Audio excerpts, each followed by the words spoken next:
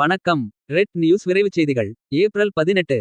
சீர்காழி அருகே மணல் ஏற்றி வந்த லாரியை சிறைபிடித்த பொதுமக்கள்.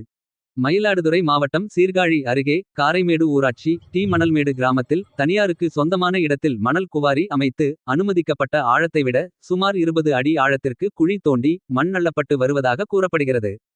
அங்கு மண் தோண்டப்பட்ட இடத்திற்கும் உப்பனாறு கரைக்கும் சுமார் 6 அடி இடைவெளியே உள்ளதாகவும் பாதுகாக்கப்பட்ட வேளாண் மண்டலமான டெல்டா மாவட்டத்தில் இப்படி சட்டவிரோதமாக மண் அள்ளுவதால் குடிநீர் உப்பாக மாறும் அபாயம் ஏற்பட வாய்ப்பு உள்ளதாகவும் மேலும் ஆற்றங்கரையில் உடைப்பு ஏற்பட்டு ஆற்று நீர் குடியிருப்புகளுக்குள் புகும் அபாயம் உள்ளதாகவும் தெரிவிக்கின்றனர். இதுகுறித்து இந்திய மார்க்சிஸ்ட் கம்யூனிஸ்ட் கட்சி சார்பில் 3 தினங்களுக்கு முன்பு சீர்காழி கோட்டாட்சியரிடம் புகார் மனு கொடுக்கப்பட்டதாக கூறப்படுகிறது. புகாரின் மேல் எந்தவித நடவடிக்கையும் எடுக்கப்படாததால் இன்று காலை மார்க்சிஸ்ட் கம்யூனிஸ்ட் கட்சியினரும் ஊர் பொதுமக்களும் சட்டவிரோதமாக மண் ஏற்றிவந்த லாரியை சிறைபிடித்தனர்.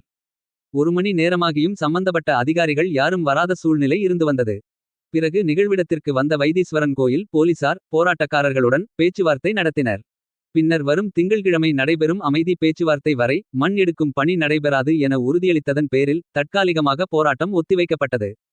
இந்த சிறைப்பிடிப்பு போராட்டத்தில் சிபிஎம் மாவட்ட செயற்குழு கே.பி. மார்க்ஸ், மாவட்ட குழு அசோகன், ஒன்றிய செயலாளர் வழக்கறிஞர் ஞானப்பிரகாசம், மூத்த நிர்வாகியும் தமிழ்நாடு விவசாயிகள் சங்கம் மாவட்ட பொருளாளர் எம். செல்லப்பன், ஒன்றிய குழு டி.வி. குமார், சண்முகம் மற்றும் ரமேஷ், மாரியப்பன், கல்யாணி மற்றும் ஊர் பொதுமக்கள் உள்ளிட்ட திரளானோர் பங்கேற்றனர்.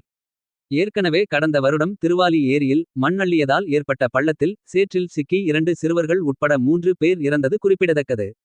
எனவே மாவட்ட நிர்வாகம் உடனடியாக நடவடிக்கை எடுக்க வேண்டும் என்று அப்பகுதி மக்கள் மற்றும் மார்க்சிஸ்ட் கம்யூனிஸ்ட் கட்சியின் சார்பில் கண்டனம் தெரிவிக்கின்றனர்.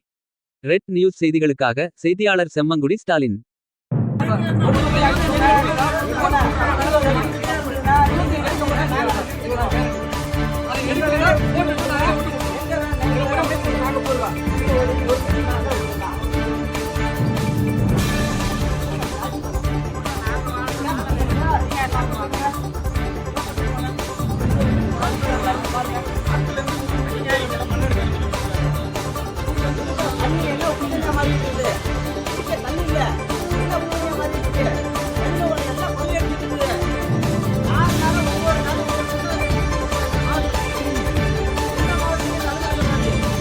அவரோட